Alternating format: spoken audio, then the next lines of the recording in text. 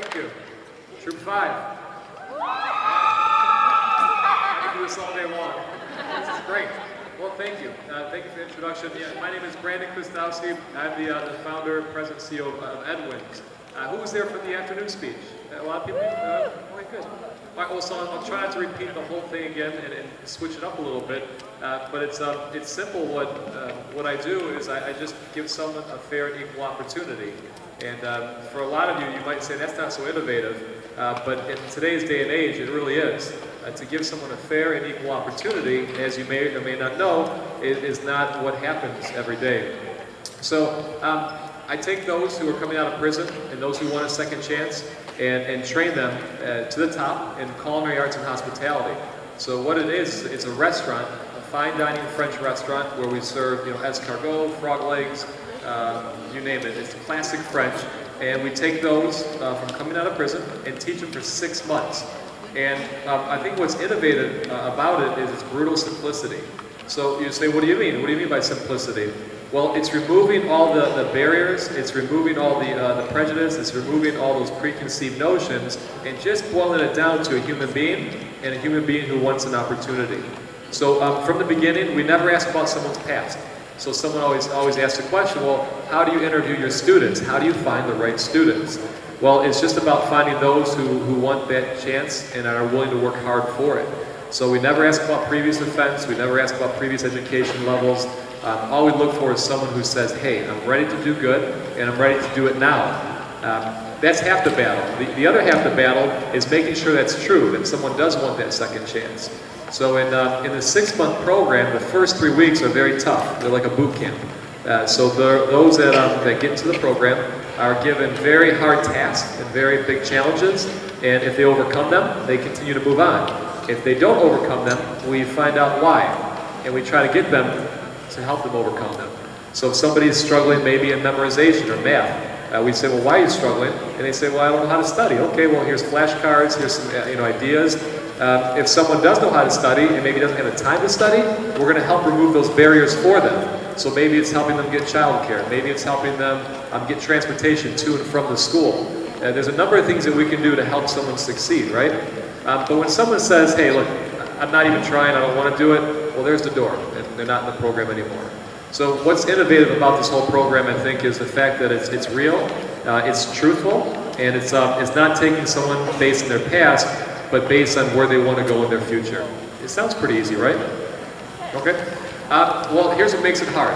It's the 6-month program. So every time that you come to class, you're learning, you're setting up a dining room, and then you're practicing at real speed in a restaurant. So mistakes happen, you have to deal with guests, and so on.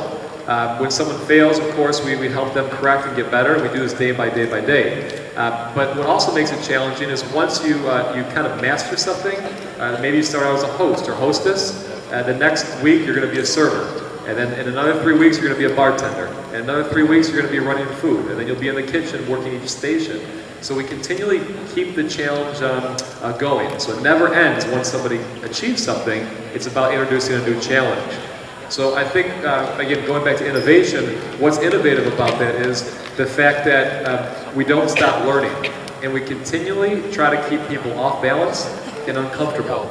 Because when we find somebody who's very comfortable in discomfort, that's the person we want. Because life's not always comfortable, right? It's a pain in the ass sometimes. But if you get used to it and you say, well, I'm just going to overcome this pain, and then take on another challenge, and then another pain comes up, take on another challenge, that's how we succeed in life, and that's how we overcome. But the moment we lay down and we say, okay, I'm going to let this defeat me, I'm going to let this beat me, is the moment we stop living. So, innovation here at Edwin's is not really brain surgery. It's just kind of looking at things very simply and very fairly. But today, that's kind of innovative. So some people say, well, how did you come up with this approach?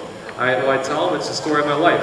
I was arrested when I was younger. I was facing 5 to 10 years in a prison, and I get probation instead. So coming out of jail and getting probation was a lot better than spending, my formal years, my 20s, in a penitentiary. So that was very, I don't know how to say it, I guess I was lucky. I was very fortunate. But it was what I took with that time I had to live that made this happen. And I think that everyone here can attest to that. Everyone gets up every day, and everyone lives every day but how hard are you living? How hard are you trying to overcome? How hard are you trying to push the envelope in society? And what are you doing to create that? Another thing that helps innovation is kind of clearing all the barriers in our lives out of the way. So one thing, I don't have a TV at home. I don't like TV. It kind of clogs the mind, I think, and it kind of helps you, I don't want to say helps you, it helps you misinterpret things. So if you're trying to see something clearly, and you've got all these other perceptions coming from the media, you have perceptions coming from the radio, you get these emotions, you put on a song, you get like really high and happy, and another song makes you really sad. Like, I kind of want to stay clear of a lot of these things and just kind of listen to my own body and what it tells me. So I think what helps innovation is just listening to your instincts. What separates the good from the great is not checking up here, just kind of listening to what your body perceives. There's a book, and I've never read it, so I can't tell you how good it is or how bad it is. I think it's called Blink or something like that. It's a book about human emotion. Is that what it's called? Yeah. Okay, so I read one page from it, and it was talking about a statue that, maybe one of you comes and looks at the statue, and you know nothing about the statue, but all these experts were saying, well, it's an original Michelangelo, or it's a fake Michelangelo, and all these people overthinking it, but the people who didn't know that much would look at the statue and says, it doesn't feel real. And in fact, it was a fraud. It was a fake statue. But what this book, I guess, goes on to say is that your instincts will tell you something before your brain does. Your palms sweat before your mind gets nervous. So innovation doesn't always have to be technology. I still have a BlackBerry, right? Who has BlackBerry here? Yeah, right, exactly. So you don't have to have technology to be innovative. Sometimes innovation is kind of clearing out what exists in front of you and just let your body do the thinking. Going back to Edwin's now. So now this does kind of make me innovative. This is fun. So Edwin's is this restaurant and school where people are coming and getting training for 6 months, right? Not easy for someone who wants a second chance, but once they complete, we have a waiting list of 50 jobs who want to hire our students. So, 6 months before someone applies to Edwin's, most of the time what they hear from an employer is, well, we won't hire you, you have a felony, you have a conviction, and now, 6 months later, you have a list of 50 people who want to hire you. So now you can be choosy and be selective. And that wasn't by choice, that wasn't by luck, it was just by hard work and the students' hard work. And I think all of you know that what hard work does, it creates opportunities. So, part of innovation not only is thinking and listening to yourself, but it's also working hard at opening up what opportunities you want. Nothing's going to be handed to you. Nothing at all. At Edwin's, one of the first problems we came across was housing. I like to tell the story again and again, but our students, you're a student, right? And how many people are in college now? Going to college? Okay. How many people live in a shelter that go to college? Okay, okay. So here's the thing. You don't ask someone that's working hard, or you don't ask your child or your parents don't tell you, say, hey, look, I want you to go to school, but I want you to stay in a shelter. I want you to sleep on a couch and then, go from, place to place with no home or no safe surroundings. So at Edwin's, what happened was when we first opened, we had a lot of students coming home from prison who didn't have a home. And the fact that they were coming into school, being very courageous, imagine going into a culture you're not even familiar with, but you believe it's going to help change your future, that takes courage. And to have them not have a home, to me, was unacceptable. So the innovation of this was we had to do it. We had to build this home. And no matter what anyone said, it was going to happen. And it just had to be innovative on how we're going to create it. So less than a year later, now we have a campus. We have 3 buildings, 21-bed dorm room. We have a 10-bed house for graduates who want to live. And we have also a fitness center, library, and test kitchen. So you had to kind of be innovative in anticipating your needs. And not only anticipating them, but acting on it and getting aggressive about it to change to make the world better and our world better. And going forward, it's about controlling our supply chain. So everyone says, well, how do you stay sustainable? There's innovation in sustainability, or there's sustainability in innovation. You can look at it 2 ways. But I think to stay sustainable, it's important to control everything that we do in the restaurant. So whether it's baking bread, whether it's importing spices, whether it's buying wine or cheese, we can start to create those industries and sell to ourselves. And while we're doing this, we're teaching better and improving our community. So a lot of people think, hey, that's innovative. You're controlling your supply chain, you're not buying everything from someone else, and you're actually teaching others how to do it.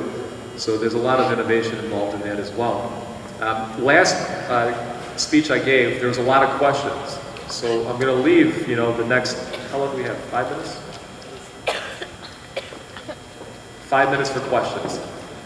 Sir. What is it that you got incarcerated? What I get incarcerated for? Being young and being dumb, like many of you here, all right? But I got caught.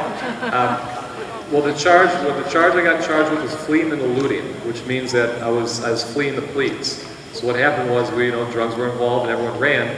They couldn't catch us on drugs, so they caught us on that. But that's a pretty big sentence. And how I got arrested was unique. I'm a Michigan football fan. Anyone a Michigan football fan? Thank you, sir.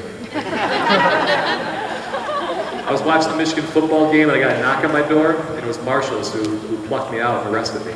So it wasn't like a typical hey, put your hands up. It was like, are you Brandon? I said, yeah. Yeah, great. And whoop, there I went. But I'll never forget the moment that it happened.